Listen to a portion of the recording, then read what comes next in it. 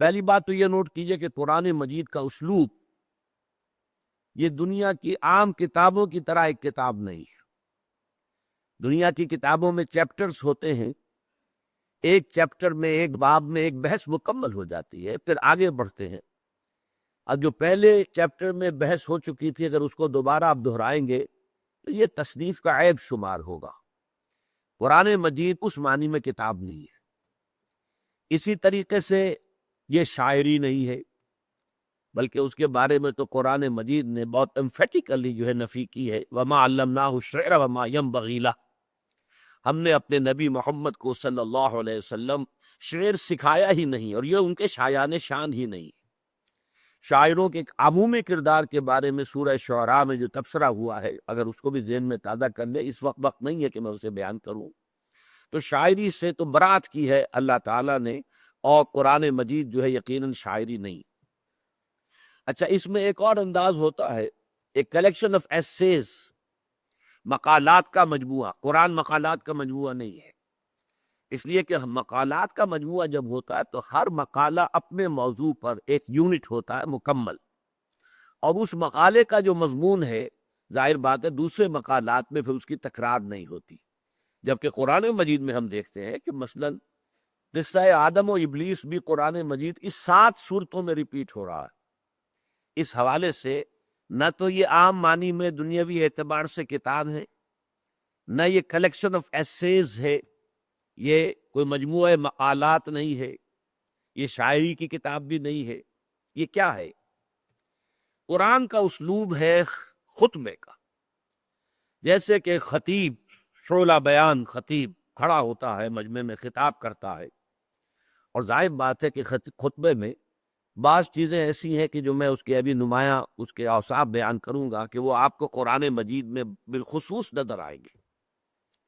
Number ایک یہ کہ خطبہ جب بھی ہوتا ہے تو خطیب خطبہ دیتا ہے، بات صحیح معنی میں خطیب ہو، یہ سمجھ لیجئے ایک ہوتے ہیں لیکچررز، مقرر۔ مقرر علیحدہ شے ہے، خطیب علیحدہ شے ہے۔ اوریٹر، اوریٹری جسے کہا جاتا ہے انگریزی میں، وہ بالکل ایک دوسری شے ہے۔ اس میں جذبات اور اس میں جو ہے انسان کا احساسات کا جو دخل ہوتا ہے، جبکہ لیکچر میں ٹھنڈی ٹھنڈی بات ہوتی ہے، زیادہ عقل سے اپیل کیا جاتا ہے۔ خطبے میں جذبات سے اپیل کیا جاتا ہے، عقل سے بھی ہے، لیکن یہ کہ جذبہ جو ہے وہ اس کے سامنے زیادہ رہتا ہے مخاطب کی حیثیت سے۔ نمبر دو یہ کہ خطیب شروع میں بھی بہت جامع بات کرتا ہے۔ اگر نہیں کرے گا، پھسپھسی بات سے بات شروع کرے گا تو لوگوں کی توجہ اپنی طرف کھینچ ہی نہیں سکے گا۔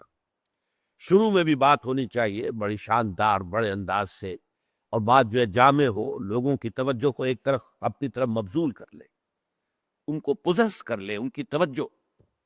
پھر یہ کہ دوران خطبہ مشرق مغرب شمال جنوب کی باتیں ہوں گی، لیکن آخر میں جا کر پھر نہایت جامع بات پر جو ہے خطبہ ختم ہو، تاکہ خطیب جو کچھ کہنا چاہتا ہے وہ لاسٹنگ امپریشن لے کر جو اس کے سامنے ہے، جو سامعین تھے اس مجلس میں جنہوں نے وہ خطبہ سنا ہے، وہ جب جائیں تو ان کے ذہنوں پر ایک امپریشن بہت گہرا ہو، اور وہ ظاہر بات ہے کہ لاسٹنگ امپریشن ہوتا ہے۔